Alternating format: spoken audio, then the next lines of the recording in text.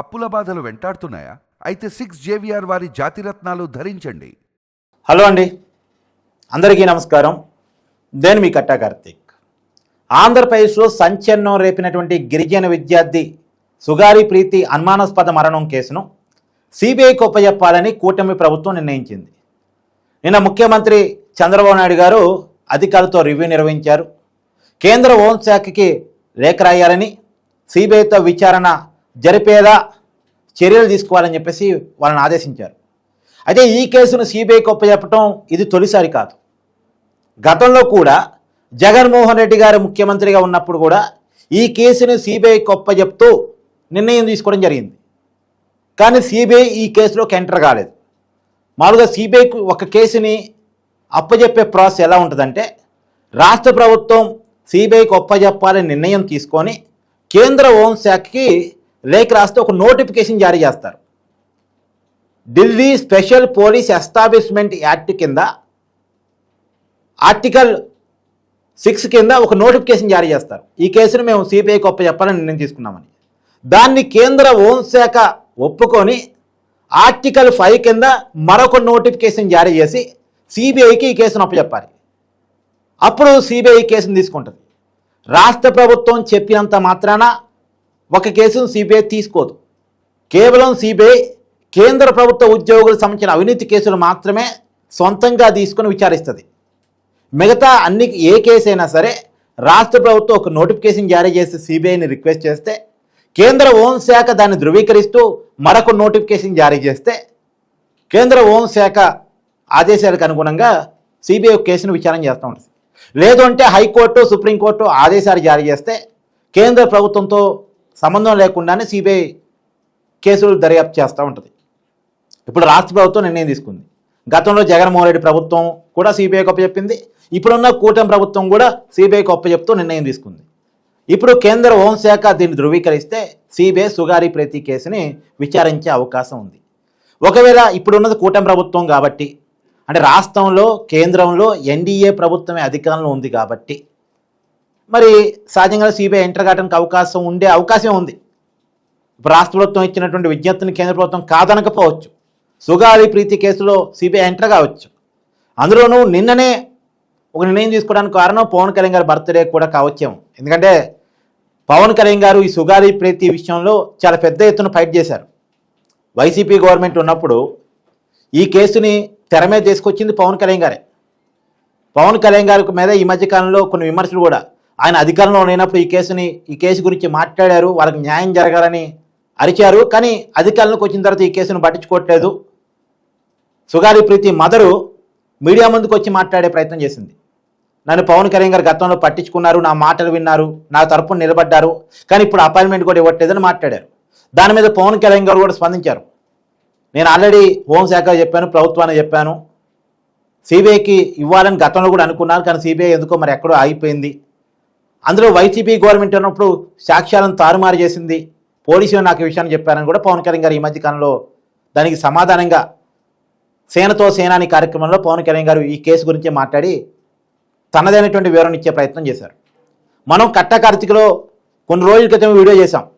అదే సుగారి ప్రీతి సంబంధించినటువంటి ఇష్యూని అన్ని రాజకీయ పార్టీలు తమ రాజకీయ అవసరాల కోసం వాడుకున్నాయి తప్ప ఆ కుటుంబానికి న్యాయం చేసింది ఎవరూ లేరు. అన్ని రాజకీయ పార్టీలు ప్రజల కోసం ఉండరు, డబ్బులున్న వాళ్ళ కోసమే ఉంటారు అనడానికి ఉదాహరణ చెప్తూ చెప్పాను నేను. ఇప్పుడు సుగాలి ప్రీతి ఇష్యూని మరొకసారి బ్రీఫ్గా చెప్పేటువంటి ప్రయత్నం చేస్తాను. ఆ అమ్మాయి కర్నూలు జిల్లా కట్టమంచి రామలింగారెడ్డి స్కూల్లో 2017లో 10th చదువుతూ ఉంది. అంటే మామూలుగా 10th క్లాస్ కాబట్టి హాస్టల్లో ఉండి చదువుకుంటా ఉంది మంచి మార్కుల కోసం. మంచి స్టూడెంట్ అంట, క్లాస్లో ఫస్ట్ ఆర్ సెకండ్ వచ్చేదట ఏ ఎగ్జామ్ అయినప్పటికీ కూడా. అయితే హాస్టల్లో ఆ కాలేజీ చైర్మన్ కొడుకులు హర్షవర్ధన్ రెడ్డి, దివాకర్ రెడ్డి వాళ్ళు ఈ అమ్మాయిని కొంత వేధించేవాళ్ళట. అంటే వేధించేవాళ్ళు అనేటువంటి విషయాన్ని కూడా ఈ అమ్మాయే 2017 ఆగస్టు 11 రాఖీ పండగ కావటం వల్ల, సెలవు కావటం వల్ల తన ఇంటికి వెళ్ళి వాళ్ళ మదర్ చెప్పిందంట, అమ్మ నన్ను చైర్మన్ కొడుకులు వేధిస్తున్నారు, నేను డే స్కాలర్గా ఉంటాను, హాస్టల్లో ఉండలేను అని చెప్పిందంట.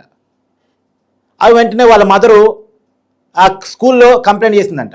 ఎవరి విష్ణువర్ధన్ రెడ్డి గారి భార్య ఆశాలతి గారికి కంప్లైంట్ చేసిందంట. ఏమో మీ హస్బెండ్ మా అమ్మాయిని ఇబ్బంది పెడుతున్నాడట, మా అమ్మాయి హాస్టల్లో ఉండలేనంటుందని చెప్పేసి చెప్పిందంట. అప్పుడు ఆశాలత గారు నేను బాధ్యత తీసుకుంటాను, అలాంటివి ఏమి ఉండవు, మేబీ ఉదయం 5 గంటలకే లేపుతున్నారు కాబట్టి రావటానికి మీ అమ్మాయి ఇబ్బంది పడుతూ హాస్టల్లో ఉండలేను అని చెప్పడానికి ఏదో కారణం చెప్పాలి కాబట్టి ఈ కారణం చెప్తుందేమో, అయినా సరే మీ పాపకి నేను టేక్ కేర్గా ఉంటానని ఆశారథ్ గారు మాట ఇచ్చారట. ఆ మాట మేరకు అందులో స్కూలు మధ్యలో మార్చలేదుగా 10th క్లాస్ అంటే, హాస్టల్లోనే ఉంచి పాపకు ధైర్యం చెప్పి వెళ్ళిపోయింది. తర్వాత మళ్ళీ అదే ఆగస్టు నెలలోనే 18వ తారీఖు వాళ్ళ పెద్దమ్మ సుగాలి ప్రీతిని చూడటానికి పోతే వాళ్ళ పెద్దమ్మని చూడగానే బోర్ని ఏడ్చిందంట. గత ఏమి చెప్పడానికి లేకుండా పక్కనే హాస్టల్ వాడని కాపలాగా నిలబడిందంట. ఏదో చెప్పాలనుకుంది, ఏమి చెప్పలేకపోయింది. కానీ హాస్టల్లో ఉండలేను, అమ్మ ఎప్పుడు వస్తుంది అని అడిగిందంట. లేదు లేదు నేను వెళ్తాను, అమ్మను పంపిస్తాను అని చెప్పేసి వాళ్ళ పెద్దమ్మ చెప్పిందంట. వాళ్ళ పెద్దమ్మ ఇంటికి వెళ్ళి చెప్పిందంట, మీ పాప ఏడుస్తుంది, ఉండలేనంటుంది, ఏదో చెప్పాలనుకునే కానీ చెప్పలేకపోయింది, హాస్టల్ వాడిని కాపలాగా ఉంది అన్న విషయాన్ని వాళ్ళ మదర్కి చెప్పిందంట. తర్వాత రోజు వాళ్ళు వెళదామనుకునే లోపే మీ పాప కలుదిరికి కింద పడింది మెట్ట మీద నుంచి అని ఫోన్ చేశారట. అంటే స్కూలు యాజమాన్యం నుంచి ఫోన్ చేశారట. స్టాఫ్ ఎవరో చెన్నయ్యనో ఎవరో అంటారు మరి, ఫోన్ చేశారట. ఫోన్ చేయగానే వీళ్ళు ఉట్టావుట్టినాడికి వెళ్ళారట. కానీ అప్పటికే ఆ పాప ఈ లోకాన్ని విడిచి వెళ్ళిపోయింది. అంటే మీరు ఒక్కసారిగా చెప్తే భయపడతారని చెప్పలేదు, మీ పాప ఆత్మహత్య చేసుకుంది అని చెప్పేసి ఆ స్కూల్ మేనేజ్మెంట్ వాళ్ళ పేరెంట్స్కి చెప్పిందంట. ఎలా ఆత్మహత్య చేసుకుంది అంటే చీరతోటి ప్యానికి ఊరేసుకుంది అని చెప్పేసి చెప్పారట. అది నిజానికి ఆ బాడీ మీద ఘాట్లు కనుక చూసినప్పుడు వాళ్ళకి ఏదో అనుమానం కలిగింది. అందులో మెడ మీద చీరతో ఊరేసుకున్నట్టు లేదు, ఏదో తాడుతోనో లేదా వైరుతోనో గట్టిగా బలవంతంగా లాగి చంపేసినట్టు ఆ పేరెంట్స్కి అనుమానం వచ్చి తర్వాత మీడియా ముందుకు వచ్చారు. అది రాజకీయంగా సంచలనమైంది. అప్పట్లో వైసీపీ పార్టీ దీని మీద రాదంతం కూడా చేసింది. జగన్మోహన్ రెడ్డి గారు చాలా గట్టిగా మాట్లాడారు. 2017 అంటే అప్పుడు చంద్రబాబు నాయుడు గారు ముఖ్యమంత్రిగా ఉన్నారు, టీడీపీ ప్రభుత్వం ఉంది. ఆ రోజు వైసీపీ రాజకీయంగా ఈ కేసును వాడుకుంది. ఈ కేసులో సిబిఐ ఎంక్వైరీ కావాలని అప్పుడు వైసీపీ డిమాండ్ చేసింది. అప్పుడు రాష్ట్రంలో సిట్ ఎంక్వైరీ చేశారు, అనుమానాస్పద మరణం కింద కేసు నమోదు చేశారు. అప్పుడు పోస్ట్ మార్టం రిపోర్ట్ కానీ అప్పుడు అప్పుడు టీడీపీ ప్రభుత్వం వేసినటువంటి నిపుణుల కమిటీ కానీ దీంట్లో అనుమానాలు ఉన్నాయి ఈ మరణంలో అని తేల్చారు. కాకపోతే ప్రభుత్వం 2019లో మారింది, ఈ కేసు ఎంక్వైరీ నడుస్తుండగానే. తర్వాత వైసీపీ ప్రభుత్వం వచ్చిన తర్వాత సిబిఐకి అప్పచెప్పాలి, ప్రాపర్ యాక్షన్ తీసుకోవాలి నిజానికి రాజకీయంగా ఉపయోగించుకున్నప్పుడు. కానీ వైసీపీ ప్రభుత్వం ఈ కేసును మర్చిపోయింది. తర్వాత కర్నూలులో ఒక సభ పెట్టినప్పుడు పవన్ కళ్యాణ్ గారు ఈ కేసును ప్రస్తావించారు.